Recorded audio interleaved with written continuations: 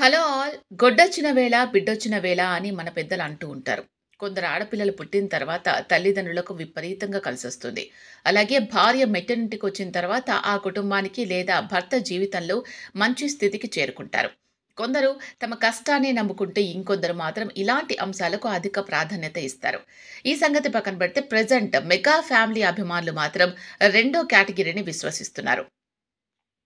పెళ్లైన దాదాపు 10 ఏళ్లకు mega power star Ram Charan, ఉపాసన దంపతులకు పిల్లలు పుట్టడం జరిగింది. గతేడాది జూన్ 20న జూబ్లీహిల్స్ అపోలో ఆసుపత్రిలో ఉపాసన పన్నంటి ఆడబిడ్డకు జన్మనిచ్చింది.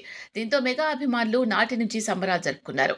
చిరంజీవి ఇంట్లో మహాలక్ష్మి పుట్టిందని, ఇక తిరుగులేదని వారు ఆశీర్వదించారు కూడా. ఆ పాపకు అమ్మవారి నామాల్లో ఒకటైన క్లింకారా అని పేరు పెట్టుకున్నారు చెర్రీ, ఉపాసన.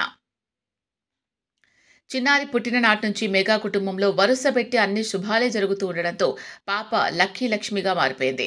దీనికి పలు ఉదాహరణలు మెగా ఫ్యాన్స్ చెబుతున్నారు. క్లింకారా తల్లి గర్భంలోనే ఉండగా రామ్ చరణ్ నటించిన RRR చిత్రంలోని నాటు నాటు పాటకు బెస్ట్ ఒరిజినల్ సాంగ్ కేటగిరీలో ప్రపంచ ప్రఖ్యాత ఆస్కార్ అవార్డు లభించింది. తెలుగు సినిమా ఖ్యాతిని ప్రపంచానికి చాటి చెప్పిన సినిమాగా RRR నిలవగా రామ్ చరణ్ క్రేజ్ శిఖరాగ్రాన్ని చేరింది. నాటి నుంచి ఆయన గ్లోబల్ స్టార్గా మారిపోయారు. ఇది జరిగిన కొన్నాళ్లకు చిరంజీవి సోదరుడు నాగబాబు ఇంట్లో పెళ్లి బాజాలు మోగాయి. ఆయన కుమారుడు వరుణ్ తేజ్ తన సహనటి లావణ్య త్రిపాఠిని ప్రేమించి పెద్దల అంగీకారంతో పెళ్లి చేసుకున్నాడు. వీరి వివాహం 2023 నవంబర్ 1న ఇటలీలో గ్రాండ్గా జరిగింది. చాలా రోజుల తర్వాత మెగా, అల్లు కుటుంబాలు ఒకే వేదికపై చేరి పెళ్లి వేడుకలు ఘనంగా జరుపుకున్నాయి. అనంతరం క్లింకారా తాతయ్య మెగాస్టార్ చిరంజీవిని భారత రెండో అత్యున్నత పురస్కారమైన పద్మ విభూషణ్ వరించింది. సినీ పరిశ్రమకు చేసిన కృషికి గుర్తింపుగా ఈ ఏడాది గణతంత్ర దినోత్సవాన్ని పురస్కరించుకొని చిరంజీవిని ఈ అవార్డు ఎంపిక చేసింది కేంద్ర ప్రభుత్వం. ఇటీవల రాష్ట్రపతి భవన్లో జరిగిన పద్మ అవార్డుల ప్రదానోత్సవంలో రాష్ట్రపతి ద్రౌపది ముర్ము చేతుల మీదుగా చిరంజీవి పద్మ విభూషణ్ పురస్కారాన్ని అందుకున్నారు. మనవరాలు పుట్టిన తర్వాతే చిరుకి ఈ ఘనత దక్కిందని మెగా అభిమానులు చెబుతున్నారు.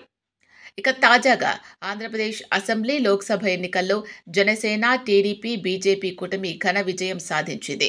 ఏకంగా 164 అసెంబ్లీ స్థానాలు, 21 లోక్సభ సీట్లను గెలుపొంది సగర్వంగా అధికారాన్ని అందుకుంది. కూటమి అధికారంలోకి రావడానికి పవన్ కళ్యాణ్ ఎంతో శ్రమించారు.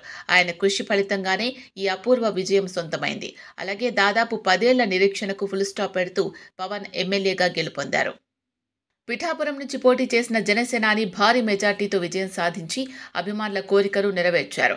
ఎన్నికల్లో గ్రాండ్ విక్టరీ కొట్టి తొలిసారిగా ఇంటికొచ్చిన పవన్కు మెగా కుటుంబ సభ్యులు ఘన స్వాగతం పలికి ప్రస్తుతం సక్సెస్ను ఎంజాయ్ చేస్తున్న సంగతి తెలిసిందే. క్లింకారా పుట్టిన వేళ విశేషంతోనే మెగా ఫ్యామిలీకి ఈ శుభకార్యాలు, ఘన విజయాలు, అవార్డులు, రివార్డులు క్యూ కడుతున్నాయని ఫ్యాన్స్ పోస్టులు పెడుతున్నారు.